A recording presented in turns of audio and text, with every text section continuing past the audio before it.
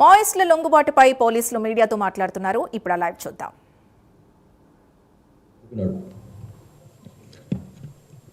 గడ్చిరోలి జిల్లా కార్యదర్శిగా, తర్వాత బండారా డివిజన్ కమిటీ మహారాష్ట్ర స్టేట్లో తన కార్యదర్శిగా అట్లా అతను పనిచేసి 2001లో 9th కాంగ్రెస్కు హాజరై అక్కడ సెంట్రల్ కమిటీ మెంబర్గా పదోన్నతి పొంది, తర్వాత సెంట్రల్ మిలిటరీ కమిషన్ అత్యున్నతమైనటువంటి మిలిటరీ బాడీ అది సిపిఐ మావోయిస్టులకు, దానికి సభ్యుడిగా నియమితుడైనాడు.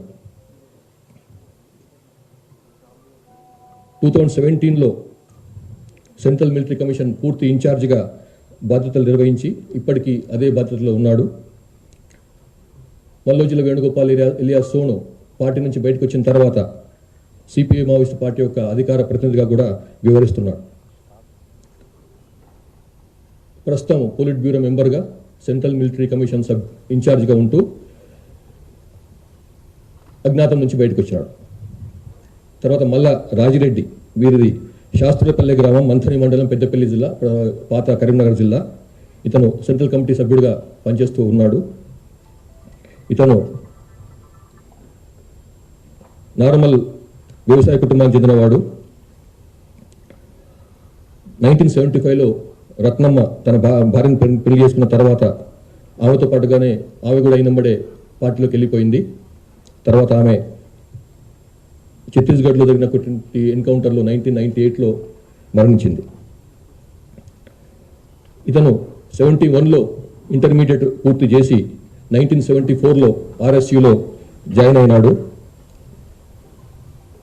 మల్లోజిల కోటేశ్వరరావు ఇలియాస్ కిషన్జీ, అతను వెస్ట్ బెంగాల్లో ఎన్కౌంటర్లో మరణించినాడు. అతనితో కలిసి ఈ మార్క్సిస్ట్ లెనినిస్ట్ మావోయిస్ట్ సిద్ధాంతాల పట్ల ఆకర్షితుడై అయినాడు.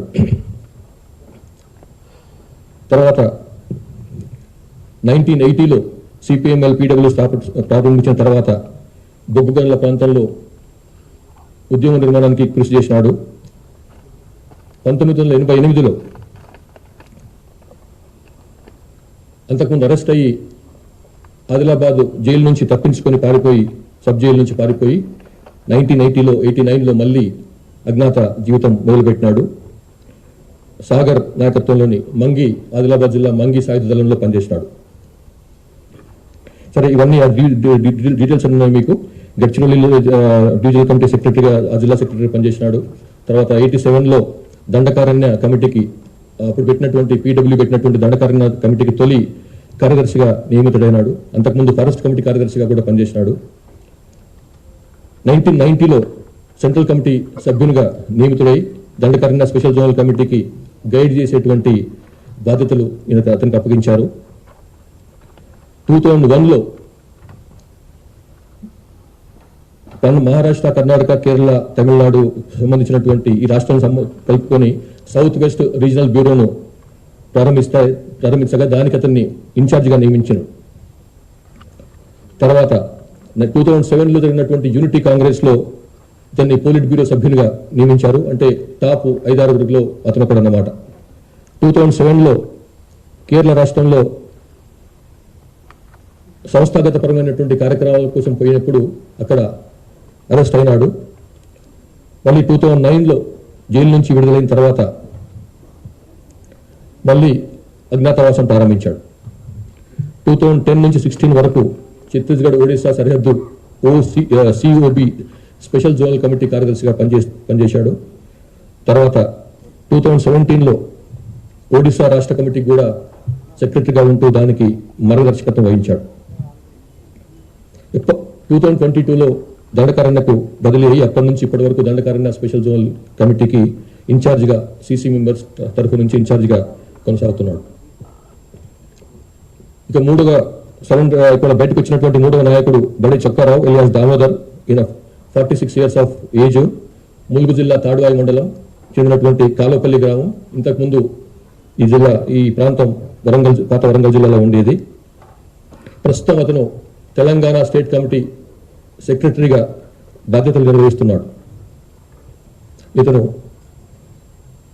కాలపల్లి చెందినటువంటి 10 ఎకరాల, తండ్రికి 10 ఎకరాల భూమి ఉన్నది. ఆయన ఫ్యామిలీలో కొంత ఇతని కజిన్ తర్వాత బ్రదర్స్ కూడా కొంత ఈ విప్లవ పార్టీల పట్ల అనుకూలత చూపించిన వాళ్ళు. బడి నాగేశ్వరరావు ఇతని కజిన్ ఎలియాస్ ప్రభాకర్ ఎన్కౌంటర్లో కూడా మరణించినాడు. దామోదర్ బయకపేట తర్వాత రాయనగూడెంలో ఉన్నత పాఠశాలలో చదివి గోవిందరావుపేట ప్రభుత్వ కళాశాలలో ఇంటర్మీడియట్ పూర్తి చేసుకున్నాడు. 96లో 10th క్లాస్ అవుతున్నప్పుడే ఆర్ఎస్ యూత్ పట్ల ఆకర్షితుడై అందులో పనిచేసి ఆర్ఎస్లోకి జాయిన్ అయినాడు. తర్వాత అజ్ఞాతంలోకి వెళ్ళిపోయి ఏటూరు నాగారం మహాదేవపూర్ ప్రాంతం దళంతో తన అజ్ఞాత జీవితాన్ని ప్రారంభించాడు. తర్వాత ఏటూరు నాగారం మహాదేవపూర్ ఏరియా కమిటీకి కార్యదర్శిగా పనిచేసిండు. ఖమ్మం, కరీంనగర్, వరంగల్ డివిజనల్ కమిటీకి సభ్యుడిగా కూడా పనిచేసిండు. తర్వాత 2007లో ఈస్ట్ డివిజన్ కమిటీ కార్యదర్శిగా కూడా నియమించబడ్డాడు. 2015లో తెలంగాణ స్టేట్ కమిటీలో సభ్యునిగా నియమించబడి 2019లో తెలంగాణ రాష్ట్ర కమిటీ మిలిటరీ అఫైర్స్ కూడా అతను ఇన్ఛార్జిగా వ్యవహరిస్తున్నాడు. 2025 జనవరిలో తెలంగాణ రాష్ట్ర కమిటీ సెక్రటరీగా నియమించబడి ఇప్పటి వరకు ఆ బాధ్యతలు నిర్వహిస్తున్నాడు.